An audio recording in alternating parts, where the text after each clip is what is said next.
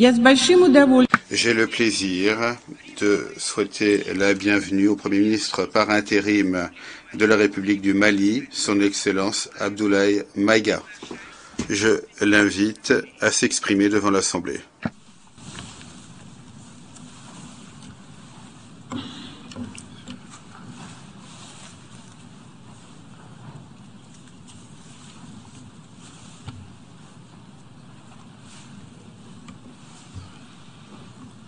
Monsieur le Président de l'Assemblée générale, Mesdames et Messieurs les chefs d'État et de gouvernement, Monsieur le Secrétaire général de l'Organisation des Nations unies, Mesdames et Messieurs, de prime abord, je voudrais m'acquitter de l'agréable devoir de vous adresser les chaleureuses salutations du peuple malien, riche de sa diversité culturelle, religieuse et ethnique, ainsi que celle de son Excellence, le colonel Assimi Goïta, président de la transition, chef de l'État.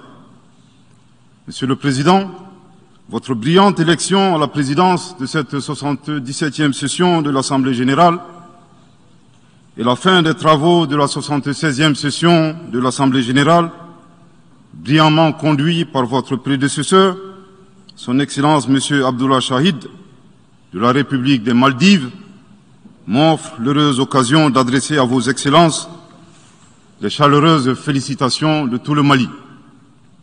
Enfin, permettez-moi de réitérer à notre secrétaire général, M. Antonio Guterres, notre haute appréciation des efforts louables qu'il continue de déployer pour la réalisation des nobles objectifs de notre organisation commune. Nous sommes convaincus que vous êtes un ami du Mali et du Sahel. L'amitié reposant sur la sincérité, souffrez que je vous exprime mon profond désaccord suite à votre récente sortie médiatique, au cours de laquelle vous prenez position et vous vous exprimez sur l'affaire des 46 mercenaires ivoiriens, qui est une affaire bilatérale et judiciaire entre deux pays frères. C'est évident que la qualification judiciaire des infractions liées à cette affaire ne relève pas des attributions du secrétaire général des Nations unies. Au Mali, notre administration ne travaille pas sur la base de l'oralité ni des déclarations par voie de presse. Par conséquent, nous nous en tenons scrupuleusement à la note verbale de la MINUSMA, la mission des Nations unies pour la stabilisation au Mali, référence MINUSMA bar PROT bar NV bar 226, bar 2022, du 22 juillet 2022, dans laquelle il ressort clairement qu'il n'existe pas de lien entre les 46 mercenaires et les Nations unies. Les récentes synchronisations des actions et l'harmonisation des éléments de langage consistant à faire passer le Mali, mon pays, de statut de victime à celui de coupable dans cette affaire des mercenaires sont évidemment sans effet. Excellence, Monsieur le Secrétaire général, votre position sur l'affaire des mercenaires a été suivie par certains responsables d'Afrique de l'Ouest. Donc, c'est sous votre couvert que nous leur adresserons des messages. À l'endroit du président en exercice de la CEDEAO, M. Umaro Sissoko Embalo, qui affirme, je cite, « On vient de voir avant-hier la déclaration du secrétaire général des Nations unies qui dit que ce ne sont pas des mercenaires. Moi, à la place des Maliens, j'aurais relâché ces 49 soldats. » Fin de citation. Je voudrais très respectueusement signifier à ce dernier qu'il existe un principe de subsidiarité, d'ailleurs au contour flou entre la CEDEAO et les Nations unies, et non un principe de mimétisme. Également, il est important de lui préciser que le secrétaire général des Nations unies n'est pas un chef d'État et le président en exercice de la CEDEAO n'est pas un fonctionnaire. Par conséquent, il serait indiqué qu'il ne banalise pas la CEDEAO. Enfin, il est utile de rappeler au président en exercice de la CEDEAO qu'au Mali, les autorités n'interfèrent pas dans les dossiers judiciaires et respectent l'indépendance de la justice.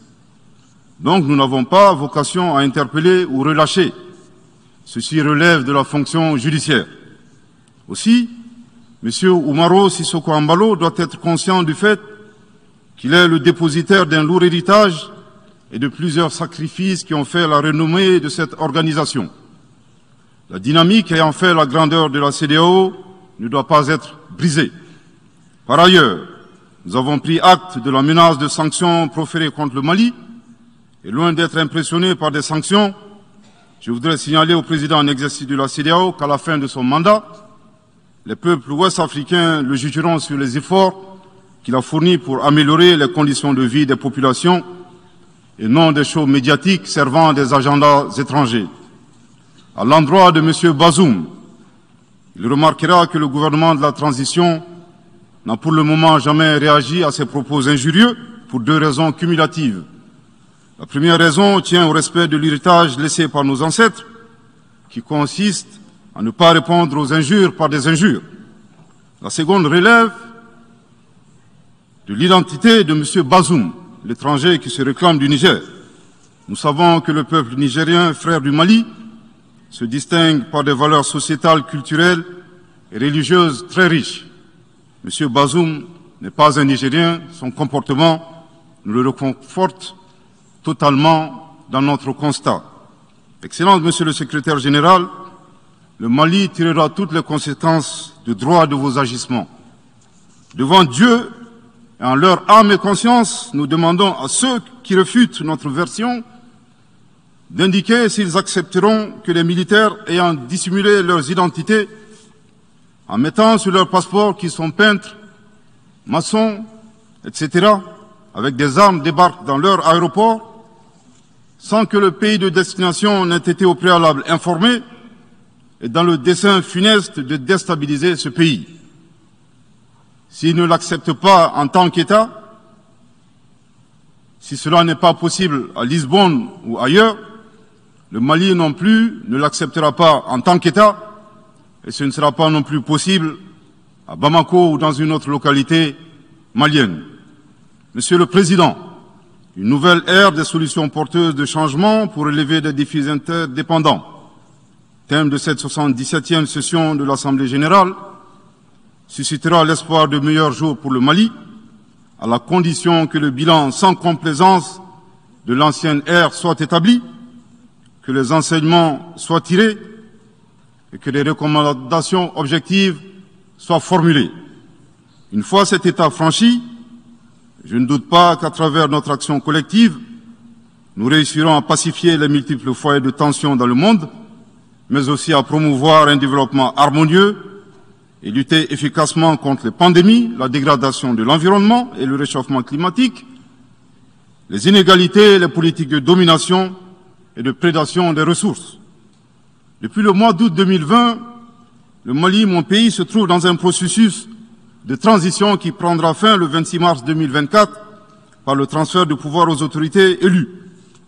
D'ici à cette échéance et conformément aux recommandations des assises nationales de la refondation, les autorités de la transition se sont engagées dans 2 chronogrammes convenus avec la CEDEAO à faire des réformes politiques et institutionnelles avant d'organiser des élections dont l'objectif ultime est de refonder l'État malien, afin qu'il réponde aux aspirations profondes et légitimes de notre peuple à la paix, à la sécurité, à la bonne gouvernance, au développement et à la stabilité institutionnelle durable au Mali.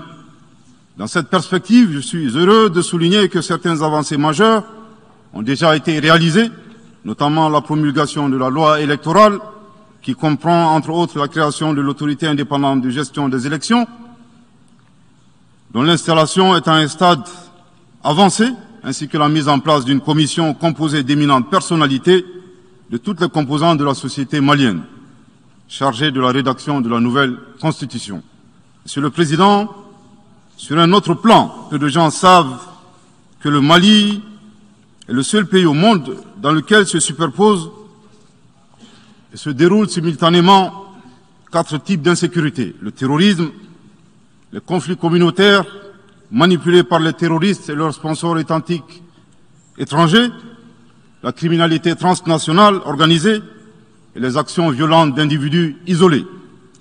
Parallèlement à ce processus de retour à l'ordre constitutionnel, le Mali continue de mener une lutte sans merci contre les acteurs de l'insécurité en particulier les groupes extrémistes qui sont responsables de toutes sortes d'abus contre nos paisibles populations. En ce qui concerne le Mali, je suis heureux et fier de vous annoncer que les groupes terroristes ont été sérieusement affaiblis et la peur a même changé de camp. Cependant, ces groupes criminels gardent encore et toujours une certaine capacité de nuisance dans leur tentative désespérée de porter atteinte à notre intégrité territoriale et de terroriser nos populations. Les vaillantes forces de défense et de sécurité du Mali restent déterminées à faire face à toutes les menaces d'où qu'elles viennent, sous l'impulsion de son Excellence le colonel Assimi Goïta, président de la transition, chef de l'État. Le gouvernement du Mali continue d'intensifier les efforts importants pour recruter, former, équiper et renforcer les capacités opérationnelles des forces de défense et de sécurité maliennes. Je dois dire ici que les actions offensives menées jusque-là ont permis à nos forces de remporter des victoires décisives contre les forces obscurantistes.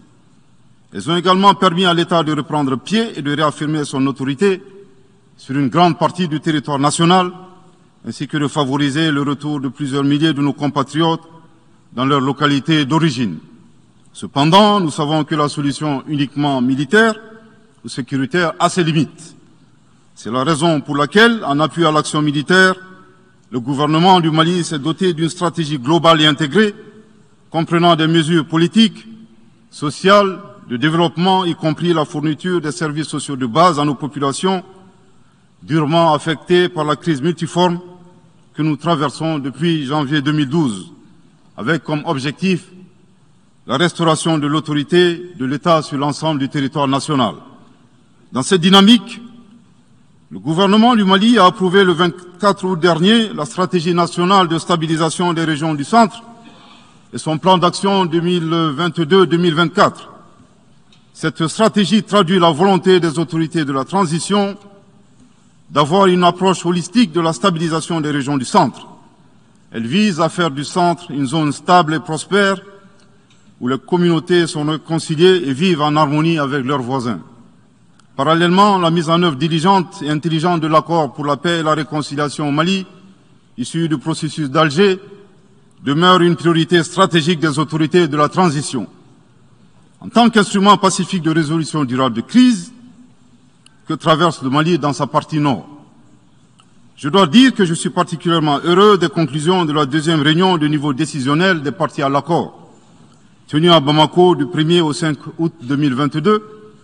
Cette importante réunion qui a regroupé les parties signataires et la médiation internationale a permis de lever certains obstacles afin de relancer le processus de mise en œuvre de l'accord. Poursuivant cette dynamique positive et progressive du processus de paix, la 6e réunion de haut niveau du comité de suivi de l'accord, CSA, s'est tenue à Bamako il y a à peine quelques semaines, le 2 septembre 2022. Cette session du CSA est un signal fort de la volonté des parties à s'engager dans une nouvelle dynamique en vue de parachever la mise en œuvre de l'accord. Je réaffirme ici notre attachement à ce processus dont la réussite demeure l'une des conditions sine qua non de la stabilité durable du Mali. C'est le lieu pour moi de saluer une fois de plus le rôle actif de l'Algérie et l'accompagnement de l'équipe de médiation internationale. Je n'oublie pas ici la situation des réfugiés maliens dans les pays voisins, que je salue au passage pour leur hospitalité à l'égard des nôtres. Je n'oublie pas non plus celle de nos compatriotes déplacés internes. Je veux les rassurer que le gouvernement du Mali reste très attentif à leur situation précaire et que tous nos efforts visent à créer les conditions propices à leur retour dans la sécurité et la dignité en vue de leur participation effective à la vie de la nation. Monsieur le Président, dans sa difficile quête pour la paix, la stabilité et le développement durable, le peuple malien reste reconnaissant des efforts et des sacrifices consentis par la MINUSMA, de sa création en juillet 2013 à nos jours, visant à aider le Mali à restaurer son autorité sur l'ensemble de son territoire. C'est pourquoi je tiens à rendre hommage au nom du peuple et du gouvernement malien à la mémoire de toutes les victimes maliennes comme étrangères, civiles comme militaires, tombées sur le champ d'honneur au Mali. Cela dit, il nous faut reconnaître que près de 10 ans après son établissement, les objectifs pour lesquels la MINUSMA a été déployé au Mali ne sont pas atteints, et ce, en dépit des nombreuses résolutions du Conseil de sécurité. C'est pourquoi le gouvernement du Mali réitère sa demande, maintes fois exprimée, d'un changement de paradigme, d'une adaptation de la MINUSMA à l'environnement dans lequel elle est déployée et d'une meilleure articulation de cette mission avec les autorités maliennes. Dans cette perspective, il est extrêmement important pour la MINUSMA de rester une force d'appui au Mali dans sa quête de stabilité. Le gouvernement du Mali dénonce les influences extérieures négatives et les tentatives d'instrumentalisation de certaines entités légalement présentes au Mali pour servir des agendas cachés, y compris à travers l'exploitation de la question des droits de l'homme aux fins de déstabilisation. Monsieur le Président, le monde se souviendra qu'après avoir été abandonné en plein vol le 10 juin 2021 par la France, qui a unilatéralement décidé de retirer la force Barkhane du Mali, mon pays a été ensuite poignardé dans le dos par les autorités françaises. La précision est d'autant plus utile que nous refusons tout amalgame avec le peuple français que nous respectons. Les autorités françaises, profondément anti-françaises, pour avoir régné les valeurs morales universelles et trahi le lourd héritage humaniste des philosophes des Lumières, se sont transformées en une junte au service de l'obscurantisme. Je répète, les autorités françaises, profondément anti-françaises, pour avoir régné les valeurs morales universelles et trahi le lourd héritage humaniste des philosophes des Lumières, se sont transformées en une junte au service de l'obscurantisme. Je répète pour une dernière fois. Les autorités françaises, profondément anti-françaises, pour avoir régné les valeurs morales universelles et trahi le lourd héritage des philosophes des Lumières, se sont transformées en une junte au service de l'obscurantisme. Obscurantisme de la junte française nostalgique de pratiques néocoloniales, condescendantes, paternalistes et revanchardes, qui a commandité et prémédité des sanctions inédites, illégales, illégitimes et inhumaines de la CEDEAO et de l'UEMOA contre le Mali et mon pays. Après plus de 10 ans d'insécurité et en fait des milliers de morts, autant de réfugiés et de déplacés internes, n'est-ce pas un sacrilège de mettre une population malienne victime de l'insécurité dans un pays enclavé sous embargo pendant 7 mois, en procédant à la fermeture des frontières et la saisie des comptes financiers du Mali. Grâce à sa résilience et à la solidarité de pays amis et des peuples africains, le peuple malien a tenu et a déjoué les pronostics de ses adversaires. Obscurantisme de la junte française qui s'est rendue coupable d'instrumentalisation des différences ethniques, en oubliant si vite sa responsabilité dans le génocide contre les Tutsis au Rwanda, coupable également de tenter désespérément de diviser les Maliens, enfants d'une même famille. Enfin, obscurantisme de la junte française qui a violé l'espace aérien malien en y faisant voler des vecteurs aériens tels que des drones, des hélicoptères militaires et des avions de chasse plus d'une 50aine de fois, en apportant des renseignements, des armes et munitions aux groupes terroristes. Afin de se donner une bonne conscience, la junte française accuse le Mali de n'avoir pas été reconnaissant en se gargarisant de la mort regrettable de 59 soldats français au Mali lors de diverses opérations de lutte contre le terrorisme. À cette triste accusation, nous rappelons que dans la majorité des interventions d'officiels maliens et des cérémonies, nous rendons systématiquement un hommage à l'ensemble des victimes de l'insécurité au Mali, sans distinction de nationalité, donc y compris les 59 Français décédés. Aussi, nous les invitons à ne pas s'arrêter à si bon chemin et de remonter le temps, en passant par leur intervention en Libye, décriée par toute l'Afrique, sans oublier la participation forcée des milliers d'Africains à la Première et la Seconde Guerre mondiale, sans oublier la traite négrière qui explique le sort économique de beaucoup de pays. Combien d'Africains sont-ils morts pour la France et le monde libre dans lequel nous vivons? Monsieur le Président, eu égard à la gravité des faits commis par la junte française, le Mali, dans sa lettre en date du 15 août 2022, a demandé la tenue d'une réunion d'urgence du Conseil de sécurité des Nations Unies. Cette réunion a pour objet de permettre au Mali de présenter les éléments de preuve en sa possession, démontrant que l'armée française a agressé en de maintes reprises mon pays, en violant de manière répétitive et fréquente l'espace aérien malien, sans autorisation des autorités maliennes, et parfois en falsifiant des documents de vol. Plus grave, Monsieur le Président, le Mali sera en mesure de prouver que la junte française a fourni des renseignements et des armes à des groupes terroristes. Le gouvernement du Mali s'interroge sur les raisons qui poussent cet État membre du Conseil de sécurité, de surcroît assurant la présidence de cet organe, à faire obstacle au débat en vue de la manifestation de la vérité. Le monde doit être édifié sur les faits graves qui se sont déroulés au Mali et qui sont à la base de l'aggravation de l'insécurité et de la déstabilisation du Mali et du Sahel. Par la saisine du Conseil de sécurité, le gouvernement du Mali entend mettre cet important organe chargé à titre principal du maintien de la paix et de la sécurité internationale face à ses responsabilités et dénoncer les agissements de la junte française contre mon pays. Ces actes hostiles sont incompatibles avec la Charte des Nations Unies et son statut de membre permanent. Il y va de la crédibilité de notre mécanisme commun, de l'efficacité de la lutte contre le terrorisme, mais surtout, il y va de l'intégrité de l'Organisation des Nations Unies, qui repose entre autres sur le respect des engagements internationaux, de la légalité internationale et de la Charte des Nations Unies. Monsieur le Président, il semble opportun pour le Mali de demander votre implication personnelle auprès du Conseil de sécurité des Nations Unies afin que notre demande aboutisse pour que cesse la duplicité et la guerre par procuration imposée à mon pays. Monsieur le Président, dans la lutte contre le terrorisme et l'extrémisme violent, le gouvernement du Mali est fortement interpellé sur la question des droits de l'homme. Je tiens à souligner que les droits de l'homme constituent avant tout des valeurs qu'incarne chaque Malien.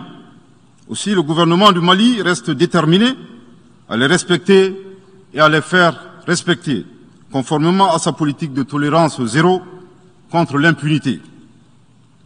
Et cela par fidélité à nos valeurs ancestrales inscrites dans la charte de Kouroukanfouga, proclamée en 1236 par l'empereur du Mali, Soundiata Keïta. Le Mali, berceau de grandes civilisations, héritier de grands empires, terre de brassage, d'hospitalité et de tolérance, fait de la promotion et de la défense des droits de l'homme une priorité nationale. C'est pourquoi je réaffirme avec force que les opérations militaires des forces de défense et de sécurité du Mali sont conduites dans le strict respect des droits de l'homme et du droit international humanitaire. Cependant, comme je viens de le souligner, le gouvernement du Mali s'oppose avec véhémence à l'instrumentalisation de la question des droits de l'homme à des fins politiques, de positionnement, voire de chantage ou d'intimidation. De même, nous regrettons la sélectivité observée entre les droits des populations dont des villages entiers sont massacrés et rasés, qui ne suscitent presque pas d'indignation particulière, et la manipulation communicationnelle faisant passer des terroristes neutralisés sur le champ de bataille pour des civils innocents. Monsieur le Président, pour terminer, je dirais que le peuple malien a décidé de prendre son destin en main. Il soutient pleinement le gouvernement dans la refondation du Mali, ainsi que le retour à un ordre constitutionnel apaisé et sécurisé en mars 2024, à l'issue d'élections libres, transparentes et crédibles. La réalisation de ces vastes chantiers exige du gouvernement de poursuivre et d'intensifier les efforts en vue de l'amélioration continue de la situation sécuritaire dans le pays et de la protection des personnes et de leurs biens. À cet égard, je me réjouis de la tenue à Lomé, le 6 septembre dernier, de la 3e réunion du groupe de suivi et de soutien à la transition. Les conclusions de cette importante rencontre, notamment la reconnaissance des progrès réalisés par la transition et les appels lancés en faveur de la mobilisation de tous les partenaires du Mali pour consolider leur appui politique, économique, technique et financier à la République du Mali, ainsi que pour soutenir les efforts des autorités de la transition du Mali en vue d'un retour harmonieux à l'ordre constitutionnel. Je voudrais rappeler que la transition au Mali résulte de plusieurs années de dysfonctionnement de notre jeune démocratie qui a engrangé quelques résultats positifs. Malheureusement, à l'heure du bilan, les passifs sont plus importants que les actifs, d'où la survenance de la transition. Je saisis cette opportunité qui m'est offerte pour remercier chaleureusement notre respecté aîné, son Excellence le Président Alassane Dramane Ouattara, pour les sages et éclairés conseils qu'il nous a prodigués dans son allocution mémorable à cette 77e session de l'Assemblée générale des Nations unies. Je voudrais le rassurer que les autorités de la transition malienne n'ont d'autres objectifs que de faire les réformes politiques et institutionnelles avant d'organiser des élections, tout en luttant obstinément contre le terrorisme. Ces réformes permettront d'améliorer la gouvernance et toutes les dispositions seront prises pour que la démocratie malienne soit la plus enviée au monde. Dans ce chantier, nous prêterons une attention particulière au troisième mandat, qui ne sera pas possible. Le troisième mandat pour un public moins averti consiste pour un président de la République d'effectuer une manœuvre en 4 temps, en vue de conserver le pouvoir pour lui seul et son clan. Premier temps, presque en fin de second mandat, donc en principe non rééligible, il s'agit pour le président de la République sortant de déclencher une révision constitutionnelle de manière non consensuelle. Deuxième temps, au cours de cette révision constitutionnelle, le président de la République sortant modifiera quelques dispositions constitutionnelles.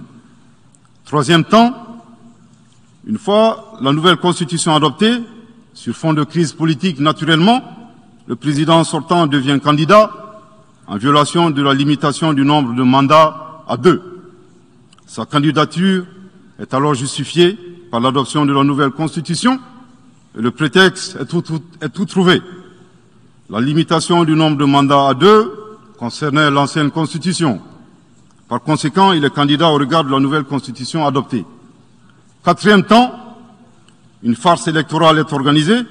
Forcément, il remporte les élections et s'ensuit une chasse impitoyable aux opposants politiques, dont certains sont arrêtés, d'autres s'exilent et d'autres assassinés. Les allégeances sont obtenues grâce au pouvoir de l'argent, le clientélisme et les intimidations. Dans un langage plus simplifié et en référence à une métaphore footballistique, le troisième mandat est une magie. C'est l'art de se dribbler soi-même tout en gardant le ballon.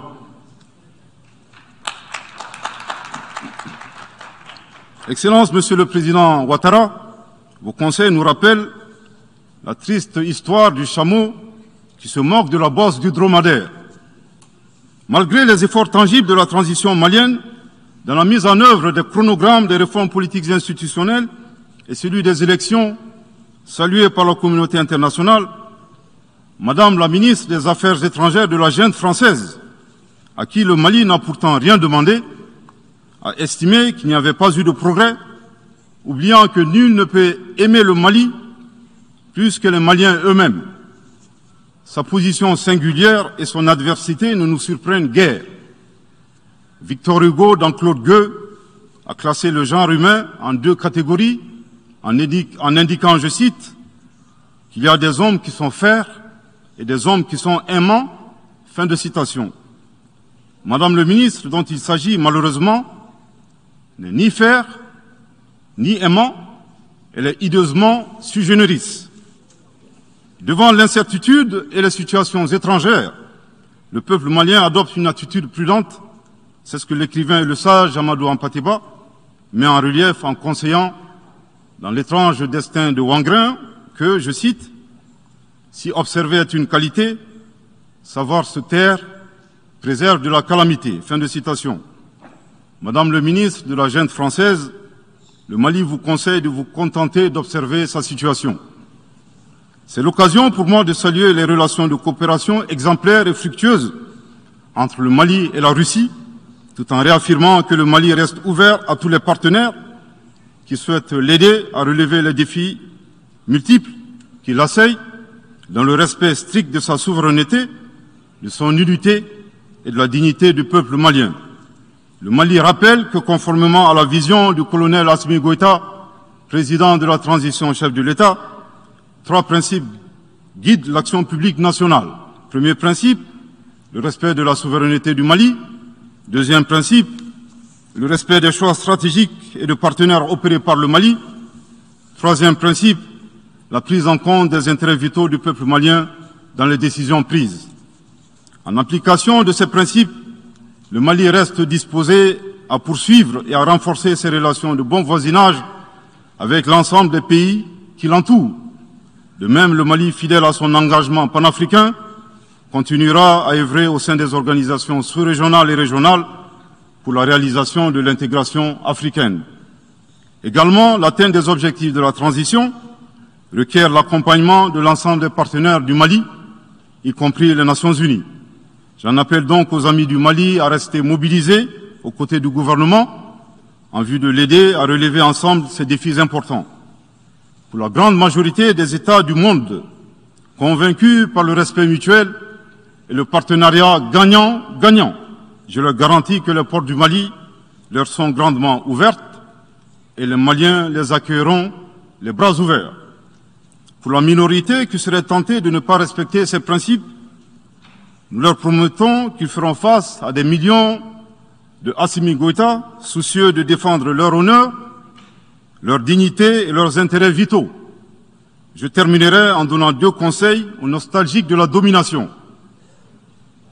Ayez le sens de l'empathie en traitant les autres comme vous voudrez être traités ou en ne faisant pas aux autres ce que vous ne voudrez pas qu'on vous fasse. Le second conseil, revoyez vos copies, revoyez vos modèles, revoyez vos logiciels pour intégrer le changement de mentalité et l'évolution du monde dans vos grilles de lecture et d'analyse. Sortez du passé colonial et entendez la colère, la frustration, le rejet qui remonte des villes et campagnes africaines, des populations africaines, et comprenez que ce mouvement est inexorable. Grâce au principe de la multiplication fractale, vos intimidations et vos actions subversives n'ont fait que grossir le rang des Africains soucieux de préserver leur dignité. S'il n'était qu'une centaine aux indépendances, aujourd'hui nous sommes des millions, et demain, tant que les paradigmes inégalitaires demeureront, nous serons des milliards. Le Mali et son peuple ne seront pas des spectateurs face aux assauts et l'adversité. Pour chaque mot employé de travers, nous réagirons par réciprocité. Pour chaque balle tirée contre nous, nous réagirons par réciprocité. C'est à ce prix qu'une nouvelle ère sera une réalité avec des solutions porteuses de changement pour relever des défis interdépendants avec des États interdépendants et en valorisant l'homme sans distinction aucune, notamment de race, de couleur, de sexe, de langue, de religion, d'opinion politique ou de toute autre opinion, d'origine nationale ou sociale, de propriété, de naissance ou de toute autre situation telle que stipulée à l'article 2 de la Déclaration universelle des droits de l'homme. Que Dieu bénisse le Mali et préserve les Maliens des forces obscurantistes et destructrices du monde. Que Dieu bénisse l'Afrique et préserve les Africains des forces obscurantistes et destructrices du monde. Que Dieu bénisse le monde et préserve l'humanité entière des forces obscurantistes et destructrices du monde. Je vous remercie de votre très aimable attention.